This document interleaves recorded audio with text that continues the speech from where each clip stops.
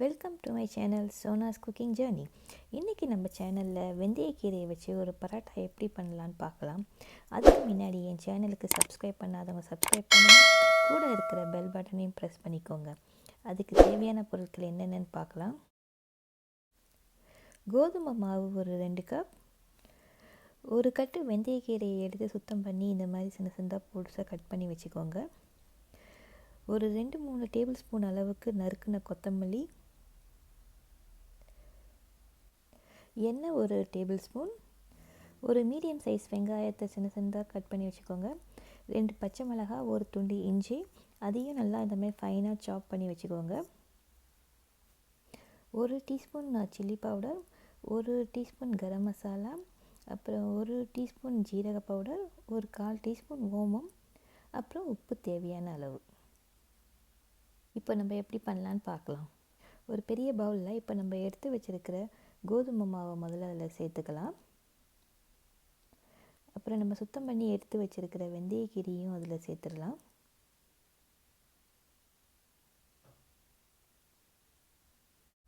இப்போ நம்ம நறுக்கி வச்சுருக்க வெங்காயம், பச்சை மிளகாய், அப்புறம் இஞ்சியும் அதில் சேர்த்துடலாம். இப்போ நம்ம நறுக்கி வச்சுருக்க கொத்தமல்லி தழையும் அதில் சேர்த்துடலாம். அப்புறம் எண்ணெயும் அதில் சேர்த்துடலாம். நம்ம எடுத்து வச்சுருக்க எல்லா பொடி வகைகளையும் அதில் மிக்ஸ் பண்ணிடலாம். அப்புறம் கடைசியாக தேவையான அளவு நம்ம உப்பு போட்டுக்கலாம். இப்போ எல்லாத்தையும் நம்ம கையால் இப்படி மிக்ஸ் பண்ணி விட்டு எல்லாம் மிக்ஸ் ஆகிற வரைக்கும் இதை நம்ம இப்போ கையால் மிக்ஸ் பண்ணி விட போகிறோம். ஏன்னா இதில் நம்ம வெங்காயம் உப்பு போடுறதுனால இது கொஞ்சம் தண்ணி முன்னாடியே ஊற்றினா மாவு கொஞ்சம் தண்ணியாக போயிடும். மாவு தண்ணியாக போயிட்டுதுன்னா அதுக்கப்புறம் பரோட்டா பண்ணுறது ரொம்ப கஷ்டமாக இருக்கும். அதுக்காக என்ன பண்ணுறோன்னா இப்போ கொஞ்சம் கொஞ்சமாக தண்ணி ஊற்றி அது நம்ம சப்பாத்தி ரொட்டி பண்ணுற மாவு பதம் இருக்கும் இல்லையா, அந்த அளவுக்கு நம்ம இப்போ மாவு பிசைகிறோம். இப்போ பாருங்கள், இந்த மாதிரி நம்ம மாவு பிசைஞ்சு இப்போ எடுத்தாச்சு. இதை நம்ம ஒரு 10 நிமிஷம் ஊற விடலாம். ஸோ 10 நிமிஷம் இருக்கட்டும், நம்ம அதுக்கப்புறம் பார்க்கலாம் எப்படி பண்ணுறது.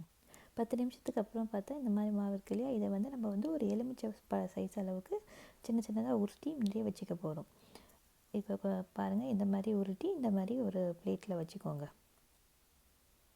அதுலேருந்து இந்த உருண்டையை எடுத்து நம்ம எப்போதும் பண்ணுற மாதிரி ரொட்டி பண்ண போகிறோம்.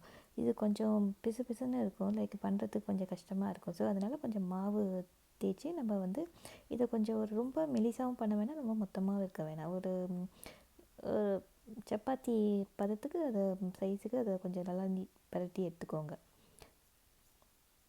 இந்த மாதிரி பண்ணுங்கள். லைக் கொஞ்சம் நல்லா ஒட்டுச்சுன்னா கொஞ்சம் மாவு தேய்ச்சி அதை பண்ணிக்கோங்க. நம்ம வெந்தயக்கீரைக்கு பதில் இந்த பாலக்கீரை, அதாவது பசலைக்கீரைன்னு சொல்லுவாங்களே, அது கூட நம்ம இந்த மாதிரி சின்ன சின்னதாக கட் பண்ணி அதில் போட்டு பண்ணி கொடுக்கலாம். பசங்களுக்கெல்லாம் ரொம்ப நல்லா பிடிக்கும். இப்போ நம்ம ஒரு தவாவை சூடு பண்ணி அதில் நம்ம பண்ணி வச்சுருக்கிற அந்த பரோட்டாவை எடுத்து அதில் போடுங்க. போட்டு ஒரு 2 நிமிஷம் ஒரு சைடில் குக் பண்ண விடுங்க. நிமிஷம் குக் ஆனதுக்கப்புறமா அதை திருப்பி போடுங்க. திருப்பி போட்டுட்டு நெய் இல்லாட்டி எண்ணெய் தடவி விடுங்க. நான் இன்றைக்கி எண்ணெய் தான் அதில் தடவுறேன். ஏன்னா எண்ணெய் தடவுனா இன்னும் கொஞ்சம் சாஃப்டாக இருக்கும். பட் நெய் தடவுனால அது டேஸ்ட் நல்லாயிருக்கும். பசங்களுக்கு பண்ணுறதா இருந்தால் நெய் தடவி கொடுங்க. இதை திருப்பி போட்டுட்டு திரும்பி அந்த பக்கமும் கொஞ்சம் நெய் அது இல்லாட்டி எண்ணெயை தடவிட்டு அந்த பக்கமும் ஒரு 2-3 நிமிஷம் குக் பண்ணுங்கள். இது குக் ஆனதுக்கப்புறம் இன்னொரு தடவை திருப்பி போடுங்க. இந்த எண்ணெய் இருக்க சைடு ஒரு நிமிஷம் குக் ஆனதுக்கப்புறமா நம்மளோட சுவையான மேத்தி பராட்டா ரெடி ஆகிட்டுது. இந்த மேத்தி பராட்டா எது கூட சாப்பிட்லான்னா, லைக் பூந்தி ராய்த்தா கூட, அப்புறமா வெஜிடபிள் பிக்கல் இருக்கும் இல்லையா, ஊறுகாய், அது கூட வச்சு சாப்பிட்டிங்கன்னா நல்லாயிருக்கும். இந்த ரெசிபியை நீங்களும் வீட்டில் ட்ரை பண்ணி பாருங்கள். ட்ரை பண்ணி பார்த்துட்டு நல்லா இருந்ததுன்னா லைக் பண்ணுங்கள், உங்கள் ஃப்ரெண்ட்ஸுங்க கூட ஷேர் பண்ணுங்கள், கமெண்ட் பண்ணுங்கள். மறக்காமல் என் சேனலுக்கு சப்ஸ்கிரைப் பண்ணுங்கள், கூட இருக்க பெல் பட்டனையும் ப்ரெஸ் பண்ணுங்கள். நம்ம இன்னும் ஒரு நல்ல ரெசிபியோடு மீண்டும் சந்திப்போம். தேங்க்ஸ் ஃபார் வாட்சிங்.